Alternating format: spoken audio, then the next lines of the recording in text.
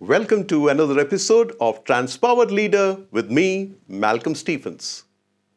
In the first episode of Transpowered Leader, we had defined what is leadership. And in that definition, we had also seen how influencing was the key for any leader in his leadership journey. In the subsequent episode, we had seen the importance of power and that to expert power, which we develop through enhancing our competencies. And using this power and with the skills of influencing, one can really go about transforming anything, everything, and everybody around us. So in this episode of Transpowered Leader, we are going to see how influencing can help us to become a transpowered leader.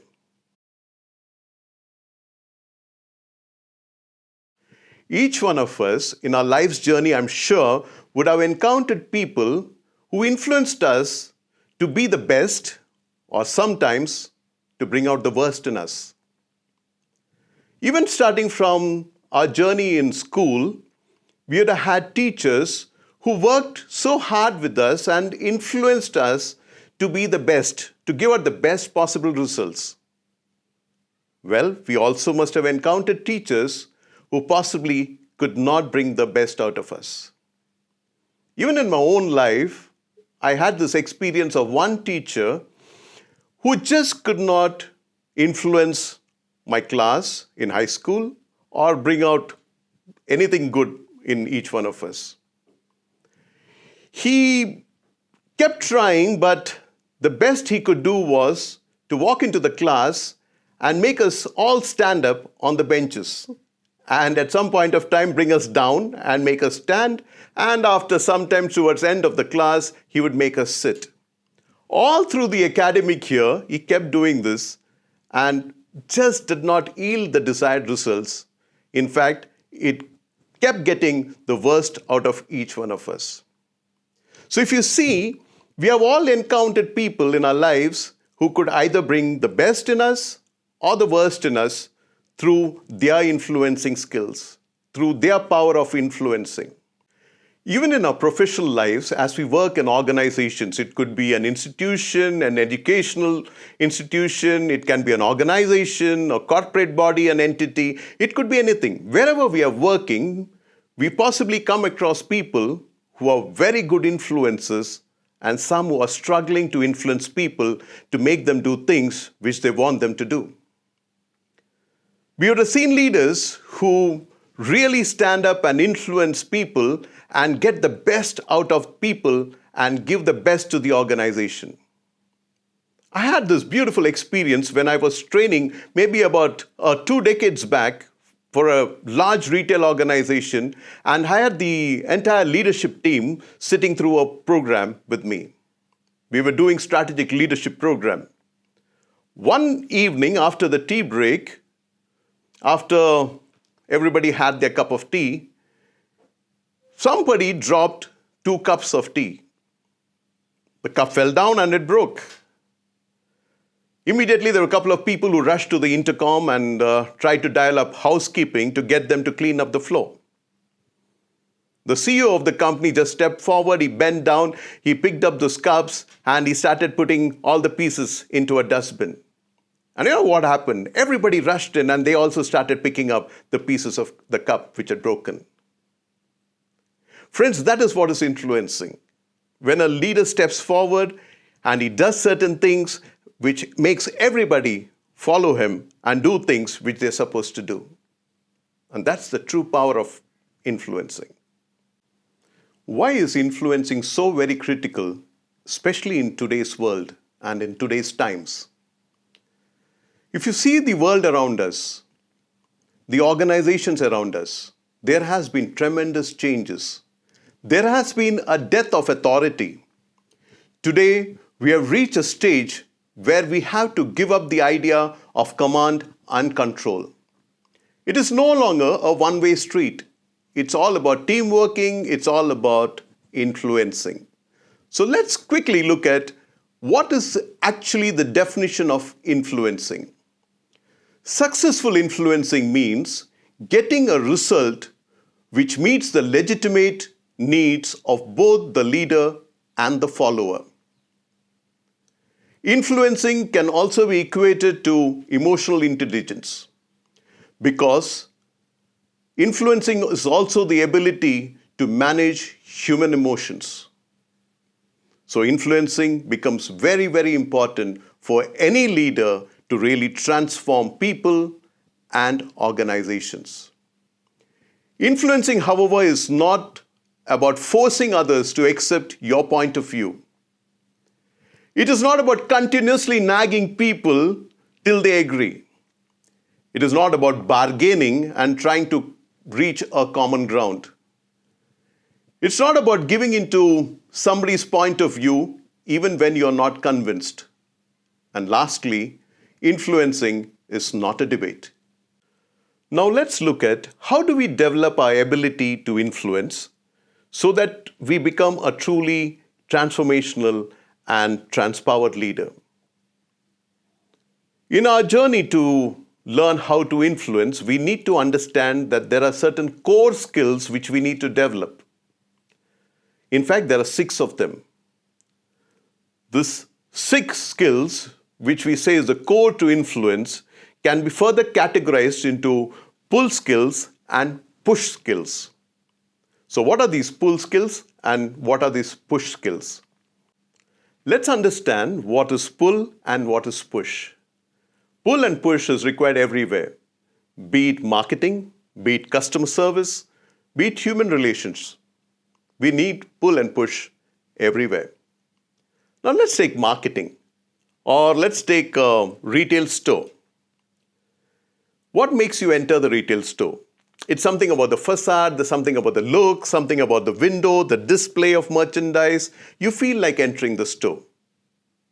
Here we say, whoever is looking after marketing or planning for that retail store is primarily ensuring that they create a pull. Now you enter the store. When you enter the store, how the concerned salesperson or the associate sells to you, what he does, how the store entices you to buy things, we say is the push. So you need the pull and then you have the push. The same thing happens in human relations. When we talk about influencing or a leader trying to influence his followers, we say, don't try to push before you create the pull. You need to create the pull. You need to get people to listen to you, come close to you, and then you create the push. Let's first look at the pull skills. There are 3 of them. The 3 skills which are very, very critical to create the necessary pull towards you are creating rapport, authentic listening, and asking skillful questions. So let's look at each one of them. The first is creating rapport. When you want to create a pull towards you and you want your followers to listen to you, come close to you, and understand what you're trying to tell them, you need to create rapport. You need to build rapport. You need to seem friendly. You need to be seeming a person who is concerned, who builds a feeling of confidence in people. The second skill is authentic listening, where you really tune in and listen to people. You pay all your attention to what people have to tell you. You show the compassion. You listen because you want to listen. You're now listening to understand what they're trying to say. It's not about while they are speaking, you just go through your mobile phone or you get distracted. No, it's actually paying attention to what they have to say. And that we say is authentic listening. And the third skill in pull skills is asking skillful questions. Asking questions which mean a lot to them. Asking about how they feel, how their work was, what are the difficulties which they're facing, or what really was happening in their lives. And you ask these questions because it shows that you're concerned. So when you create a rapport, you listen well, and you ask skillful questions, you have created the necessary pull among your followers. They like you. They want to listen to you. They know that you're concerned about them. And once you've created this pull, you're now ready to create the push. Let us look at the push skills. There are three of them. They are asking for what you want, saying no whenever appropriate, and giving genuine feedback. So let's look at each one of them. Asking for what you want. Now that you've created a pull towards you and your followers are willing to listen to you, you can ask them for whatever you want. The second is saying no whenever appropriate. So when you don't agree with what they have to say, or you don't believe that what they are trying to do is the right way of doing things, you can disagree. You can tell them no. And they will willingly listen. Again, because you created the desired pull. The third push skill is giving feedback. Giving the necessary feedback wherever it is due. Telling them honestly what you feel, what you think. Where is it that they are going right? Where they're going wrong? What is it they need to improve on? What is it that they need to develop upon? And giving them honest feedback, whether it's their behavior or related to their ability or related to the task which they're doing. Once we develop these core skills of influencing and we practice and we become good at it, we have now the power to influence. To be a leader who can influence his followers and create the necessary transformation.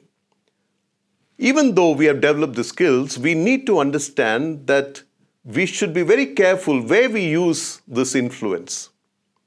There are certain areas which is much beyond our control. We are concerned about it. We are worried about it. But individually, we cannot do much about it. For example, we talk about global warming, we talk about nuclear warfare, or we can talk about the pandemic. Or we can talk about people, how they behave, a group of people, how they are behaving. Actually, individually, you and me cannot do much about it. We are concerned. We get frustrated about it. We are trying to influence, but it's not about me and you. It's about a group of people trying to do something. So you need to know where to influence and where not to influence. If we end up spending too much of time and energy in trying to influence things and people or situations on which we have no control, we'll end up feeling powerless. We'll end up feeling of having low self-esteem, or we'll feel that we are unable to control things. Rather, we spend more time, more energy in areas where we can be more fruitful. So we need to discriminate between what we can actually do and what we cannot actually do.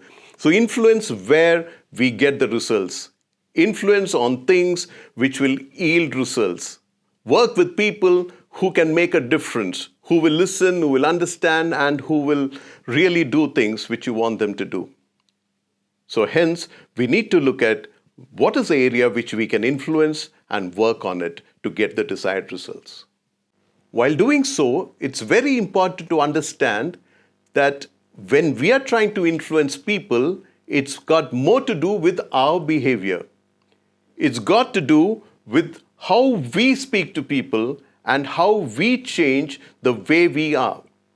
It's not about people. If you start working too hard in trying to change people, you'll end up frustrated, sometimes very helpless, sometimes feeling as if you're totally out of control. And that's why you have many times leaders coming and telling me and saying, I'm unable to influence my people. And when I ask them why, they say that, no, I try my best to change them and it's not working. So I always tell them, it's not about them, it's about you. So as a leader who wants to transform and be a transpowered leader, we need to understand it's our behavior which has to appropriately change so that people will get influenced and respond accordingly. And hence it is very important to understand a beautiful saying which goes like this: don't try to change people, change the environment.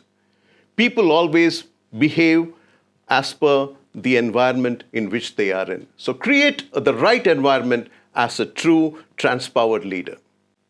Having seen what is influencing and what are the different skills required to influence, we need to also understand that there are different styles which you can use in different situations to influence people or your followers. All of us predominantly have one favorite style which we use to influence. Although at times we use different styles, but most often under pressure, under stress, we come back to our natural default style of influencing. But we need to know as a leader and someone who wants to be a transpowered leader that we need to understand that there are different styles of influencing and we need to use the different styles appropriately. Jenny Rogers in a book has explained about 5 styles of influencing. I'd like to spend some time in explaining these 5 styles. The first style of influencing is what we call as dominance. Each style has got an upside and a downside to it. Now, this first style of dominance, the upside is that when there is a crisis, or like we say, when there is fire, you need to use dominance. Suppose you step outside and when you come in, you see that the room is on fire. You walk into the room and you don't discuss with people, right? Like you don't tell them, what do we do? The room is on fire. What should we be doing? You actually scream. You say that, hey, the room is on fire. Let's run. And that we say is dominance. Or suppose there's a crisis in your business. You walk to your sales or marketing team and say, guys, listen, we need to move. We need to get this cracking. There's no time to discuss. Please do this. So you're using a style of dominance. The upside is, okay, when there's a crisis, you get to an immediate conclusion and you give a direction to your team. The downside is that if you keep dominating people, if you keep using this style, people will get intimidated. They'll get frustrated. They'll stop doing what they're doing. They'll start avoiding you. So this style of dominance has got an upside and a downside. The second style of influencing is what we call as partnership. In partnership, you involve people in all aspects of decision making. Before you take any decision or reach a conclusion, you involve people, you take their views, and then come to a conclusion. So the upside is that people feel involved. They feel committed to the decision or the commitment which they're given. They feel good about it. They feel as if the leader listens to them. But the downside is, if the leader keeps using partnership in everything what he or she does, then people get bored. They say every time I walk into his office and there's even the smallest thing to be discussed, he'll get into partnership. So this is the downside of partnership. The third style of influencing is others first. In this style, the leader normally allows the followers to take certain decisions. He allows them to think and decide for themselves as to what actions they need to be taking. The upside is the followers feel empowered, they feel good, they feel responsible, and they start feeling good about the fact that they are also able to take decisions. But on the downside, these followers might end up looking at the leader and saying, well, why should I consult him? Because every time he keeps saying, okay, go ahead, you take the decision. So if you use an influencing style as a leader of always putting others first, then there's a chance that people will start ignoring you. The fifth style of influencing is called bargaining. Bargaining is normally used when the leaders and followers don't seem to hit upon a common ground. When they don't see there's a possibility of an agreement happening into what is to be done or how it is to be done and so on. So then you come to use of influencing style which is called as bargaining. The upside of bargaining is when you are in a sticky wicket or you're unable to come to an agreement. Situation is such that there's a lot of heated discussions and arguments and you want to come out of it. So you use the influencing style of bargaining. The downside of bargaining is if you keep bargaining every time, people will come prepared. They know how to corner you. They know how to get you to a bargaining position. And always remember, in bargaining, you will never get the best possible result for the organization. Somebody loses something in the process. The last or the sixth style of influencing is called withdrawing. Now, what is withdrawing? Withdrawing is that you have a lot of discussions, you have a meeting, you are trying to influence your followers, the followers are trying to influence you, and you decide that, okay, I'm going to take a back seat. You withdraw. There's an upside to withdrawing. Whenever you don't have too much of details, data, information to continue on this journey of trying to influence people with the various styles which you are using, then you can quietly withdraw. Even when you withdraw, you are still influencing people, because then people ask you, what happened? We want your inputs. We want information from you. We want your thoughts. So you're still influencing them, although you have withdrawn. But the downside, if you keep using withdrawing, people will say that he's always sulking. Okay, he always withdraws. Okay, so don't bother about him. Let him withdraw. We will continue. So all these styles have their importance. They are useful. But they are useful if you consciously understand when to use them. So for different situations, for different people, you need to use different styles of influencing. So now that we have seen what is influencing, we have understood what are the skills of influencing, and we have now seen that what are the different styles which you could use to influence people, we are now equipped to really become a transpowered leader and use this power which we now know, which we call as influencing. Thank you very much for joining in this episode of Transpowered Leader. I'll see you around in the next episode. This is Malcolm Stephens signing off.